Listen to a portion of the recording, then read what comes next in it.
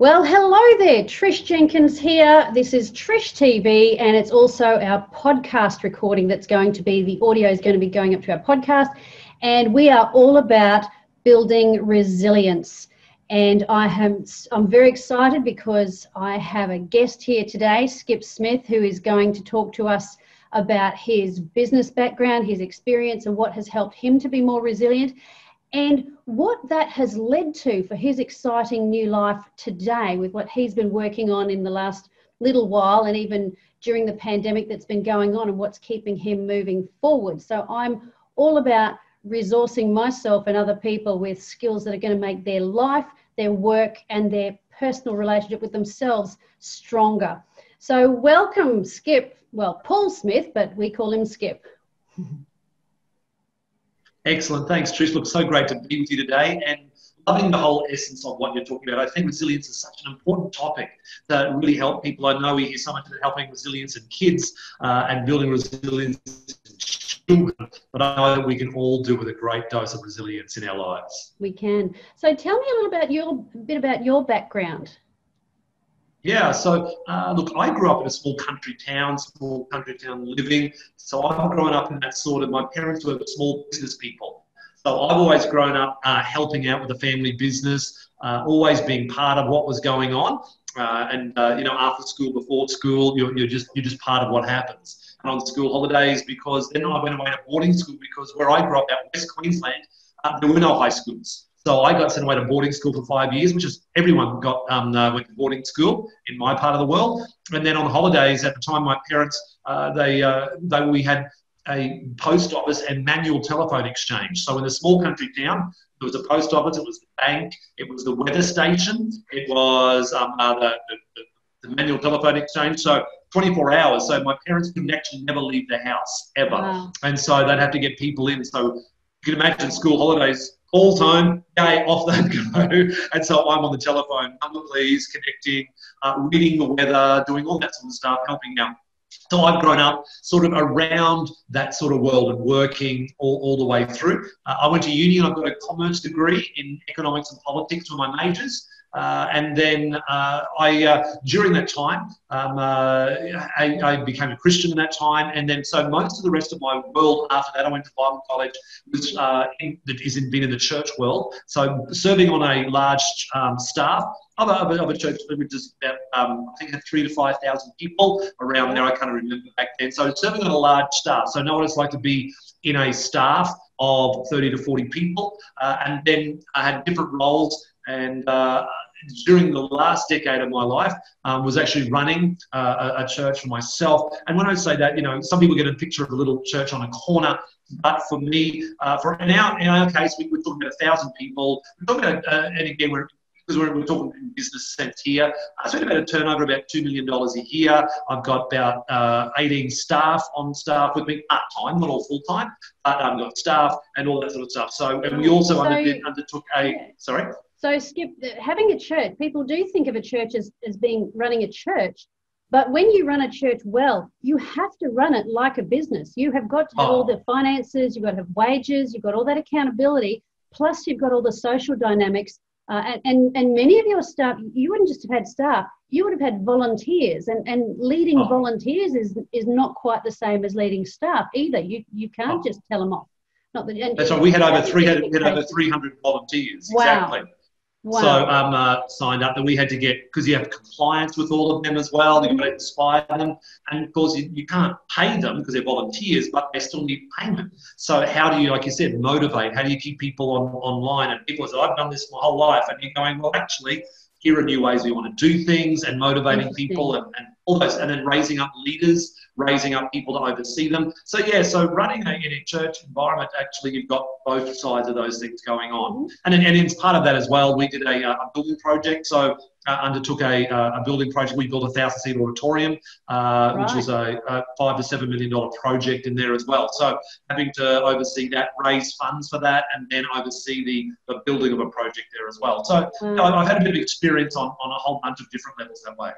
So tell me, in that part of your career, and we will move on to what you're doing now, but I mean, I can see all sorts of pitfalls and dangers of things that can be difficult to do, as well as, you know, overcoming. What would you say would be probably the biggest challenge in that overall period, or the most significant? And then how did you manage that and overcome that, assuming you did?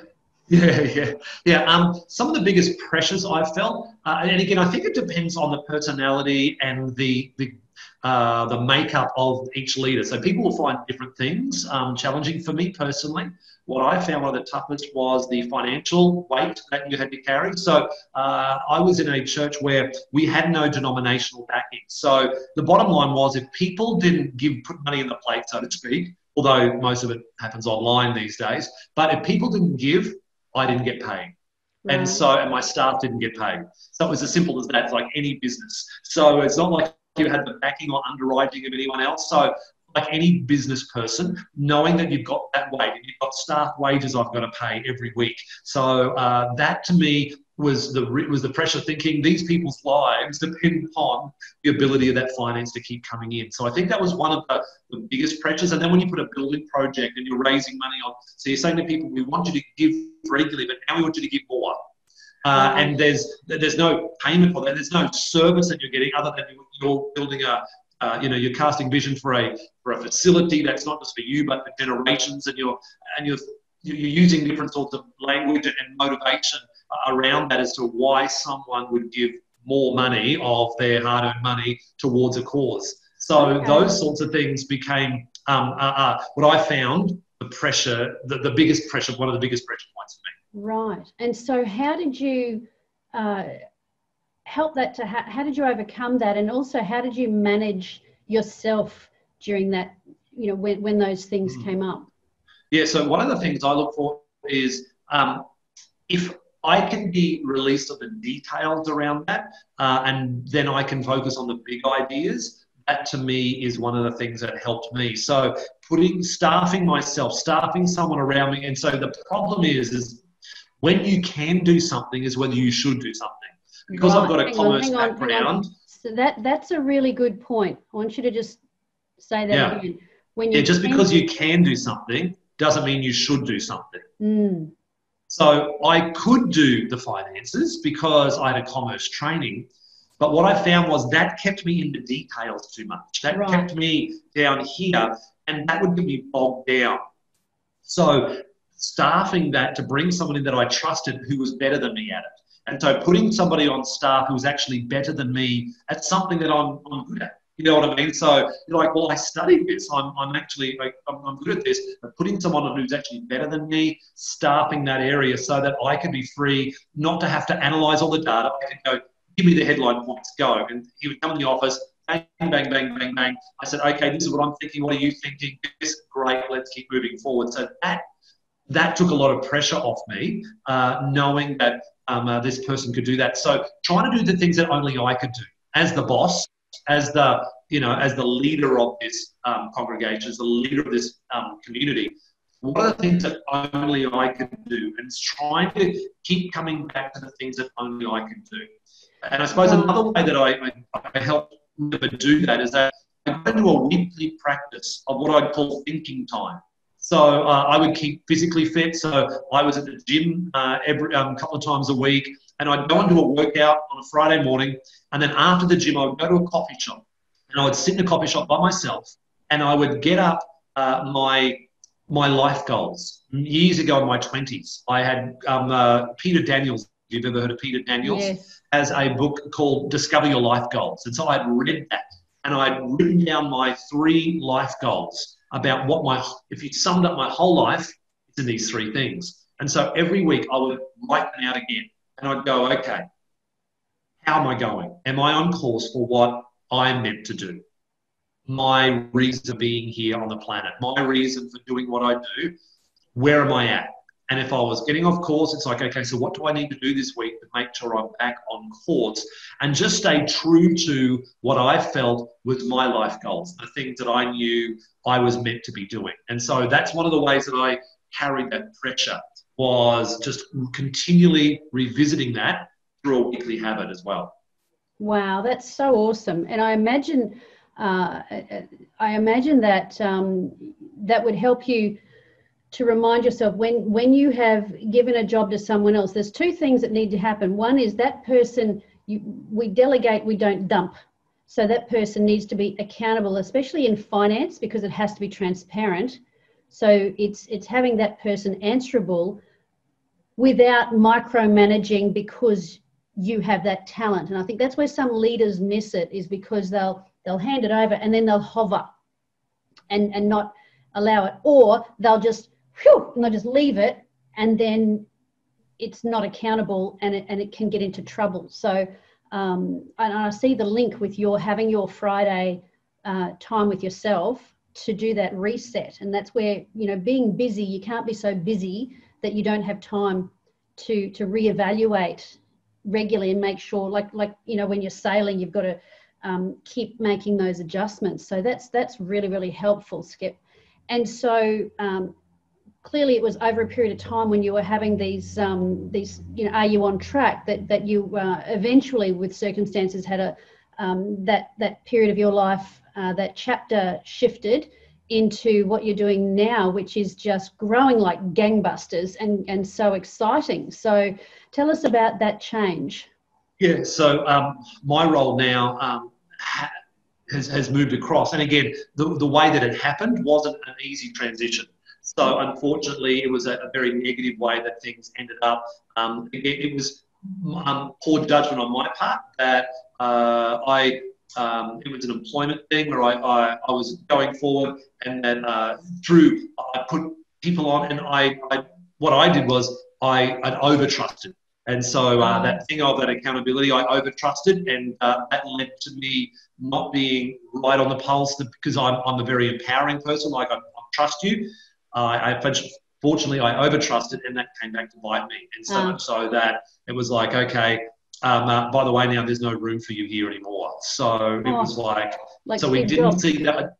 Yeah, so didn't see that coming. It wasn't a choice I made on purpose. It wasn't. We were going through a tough time, but that's sort of how we sort of navigated. And it was just like it was a good learning experience for me in terms of staffing and what I need to do about that in the future. So that was my learning going through. So I landed in this role now. I say that just by way of preface of saying that this wasn't okay, I've done that thing, now on to the next. It was one of those things in life, and I just turned 50 last week. So this is, 3 years ago this happened. So I was late 40s, and suddenly I have a change thrust upon me, which I was not expecting. And I think that's really important, that when you talk to people some more, you hear a lot about where that's happened for a whole bunch of different reasons, where people in life can have things thrust upon them, maybe by sickness, that they weren't expecting, or an accident, or things can happen that significantly change your life. And especially if you're not ready for that, being able to ride that wave of, okay, I'm now in a place I did not expect, was not prepared for, was not looking for. What now? And so, again, I'm so thankful that, as I said before, my life isn't about my job. I've got those 3 life goals that I had before I had either of these jobs. So those life goals are bigger than my job. So they are my true north. They are my thing that I know that I'm here for. And so because I knew that, you go back and you revisit, why am I here? What's going on? This can change around me, but what are some of the core things that don't change? And so that's what helped me navigate through and it got rocky. I'm looking for new jobs, and in the middle of not only losing my job, which also was my community. So not only is it my job, it's my community. They're my friends. It's all my people that I hung with. So that's the other peculiarity with church world, is that this isn't just a workplace and you go home to a different community. You work and live in that space. And so when you're told you're no longer welcome in your workplace, it's more than that. It's deeper. It reaches to the very heart of your community. So we're cut off from community, we're cut off from work, cut off from family, all sorts of things that we're cut off from. In the middle of that time, sorry. Oh, and I hear you say the word we, because not only did you have a family to support, but your family had their relationships in that community as well.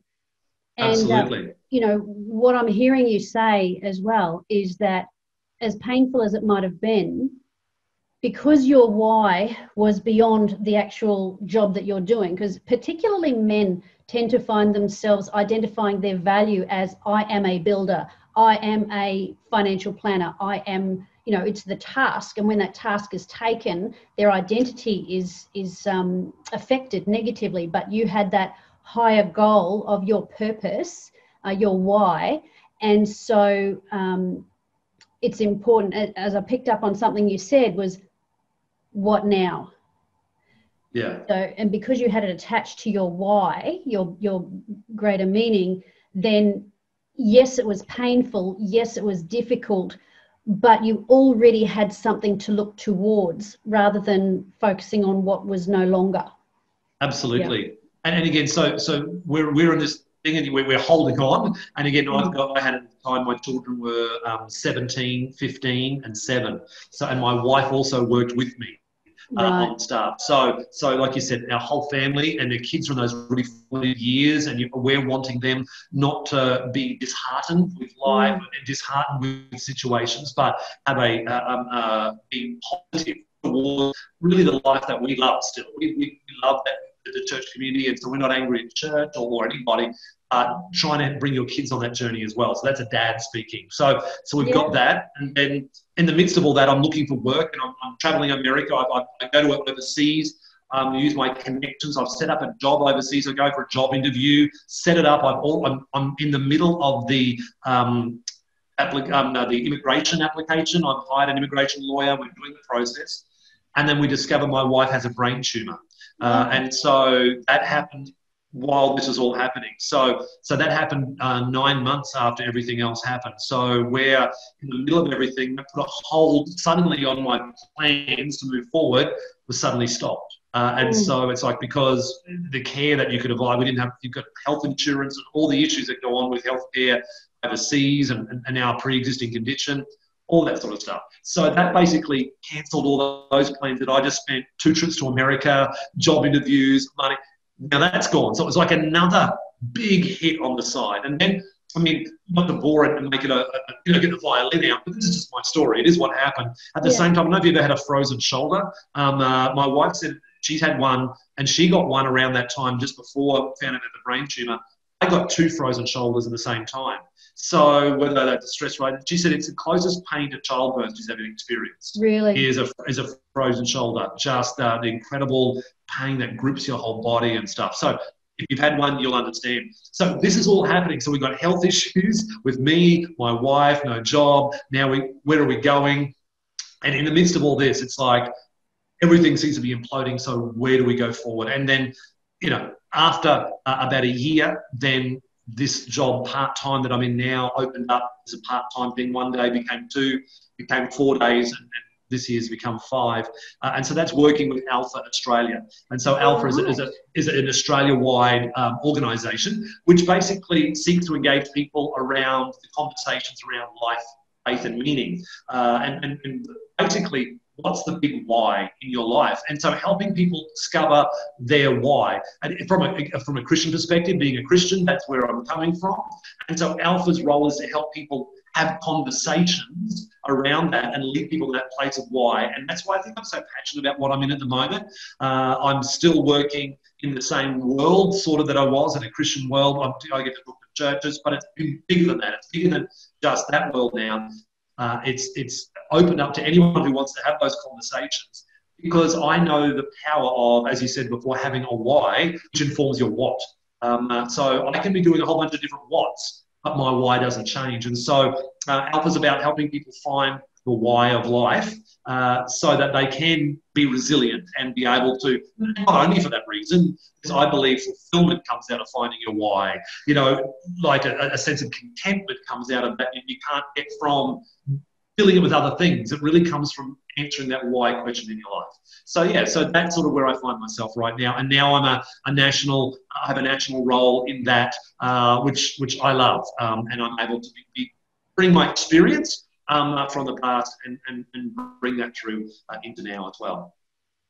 That's so awesome. And, you know, It's often the case that when things come to constrict or change our life, it can be multiple things all at once, and there can be like a total stripping back. But even in that, it's when there is that total stripping back that something new and fresh and unaffected can actually come and be engaged in our life.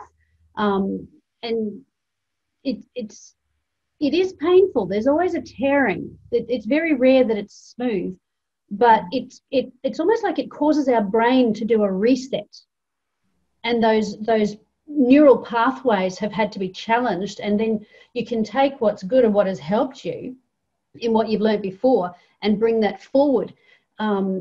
And you get that new perspective as well, because you get to see how, have this experience of compassion of what other people have gone through.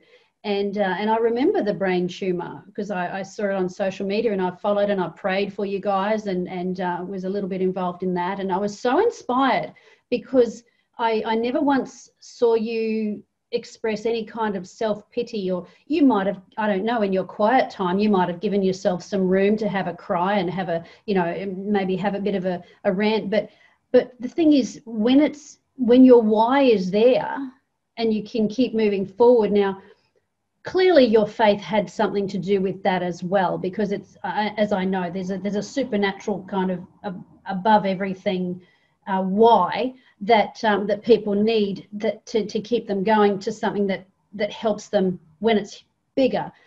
But I'd love to hear more about the sort of places where you do Alpha, where perhaps our listeners or viewers might be able to access and perhaps if they want to know more and get some clarity around their own purpose. People don't have to be super religious. It's just need to be open-minded, because we are spiritual beings as well as physical and mental. So share a little bit more about where people can find out more and where you operate.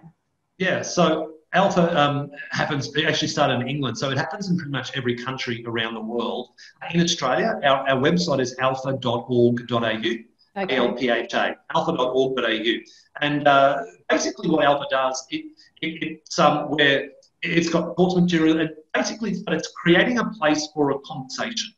So it's not meant to be like a self-help thing by yourself. It's meant to be done in community, either with somebody. So I was just chatting with someone the other day who'd been with a whole bunch of their workmates. So he's taken his workmates from work through Alpha. And one of the things that I've had to really work in the last 6 months is we've had to pivot to online really quick. So Alpha was always traditionally run face-to-face with a group of people, in many different contexts, in schools, in detention centres, in workplaces, in churches, in people's homes, in cafes.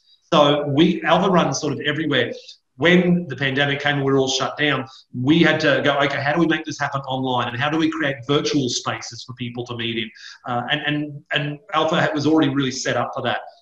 And so, like I said, getting back to this story with this guy, he's meeting with his workmates, he's been working with them, but they meet virtually, even though they work together, trying to get each other together outside of work because they work in different parts of the organisation can be a bit tricky. So what they do is they meet, I think he meets on a Sunday afternoon or something. They all jump online onto a Zoom call, and then they catch up. And basically what Alpha is, you watch a video and then you have a conversation about it. You go, well, do we like it? Do we agree with it? Do we disagree? Why? And the videos are meant to elicit conversation. They're not there to go, this is it and you have to believe this. They present ideas and then say, now what do you think? And Alpha is all about creating a place of conversation, not about, conversion for the sake of it. Not like, it's not that. It's not like you've got to believe this. It's like, that's what we're thinking. Where are you at with that? And then allowing people the space to have those conversations. So I just took a friend of mine through it who would not call himself a Christian. We went through Alpha online together. He was in Canberra. I'm based in Brisbane. And at the end of it, we had some really great conversations. He still wouldn't call himself a Christian, but now has a whole bunch of language around us to have conversations around, well, let's talk about your why now, and let's talk about that. And we've got common language. We've got a space where we can have a conversation around that together. So that's what Alpha does, and you'll find that it runs anywhere and everywhere, and especially now online, it literally can run anywhere. That's just fabulous, Skip. I can see how people would get some clarity around their why, and having that ability, because sometimes you just need to bounce off somebody in a group or even one-on-one, but and I love that it's not that didactic, this is the truth, this is what you've got to believe to be part of our crowd or to be accepted. It's like, well, you know, what do you think about that? And I think that's very Australian, that we prefer to be invited to consider something rather than told. I don't know whether it goes back to our background where we just resented authority or whatever, but I think it's intelligent. It's treating people with respect. And Absolutely. then you come to your own conclusions, and you're not accepting something just out of fear or because somebody who has more power than you says so. So that is just brilliant. And I love the trajectory of the career that you've had and the work that you've done as a leader, as someone who has built into other people's lives, and not only that, you've taken your family through those things and able to communicate to them about focusing forward and the new beginnings. And now that you're doing that with Alpha, that's I love it when it's something that is beyond just one little enclave of, say, church, you know, that it's gone out into the community, which is what I do with my speaking. You know, I speak to the secular business group, and I don't hide the fact that I'm a Christian. It's part of my story, but it's very relatable, and it builds bridges, and it just encourages people, and it builds resilience, which is what you're all about. So look, thank you so much for being on the program, and I will put in the notes that the website, which is alpha.org.au, and people can go to that and find out more about that. And if you've listened and enjoyed this, and you've been watching this, if you could like, comment, share, give it a good rating wherever it's supposed to get a good rating. So we're going to have some more of these conversations with people who are brilliant in their field as we go forward. So thank you for joining us. Thanks, Trish.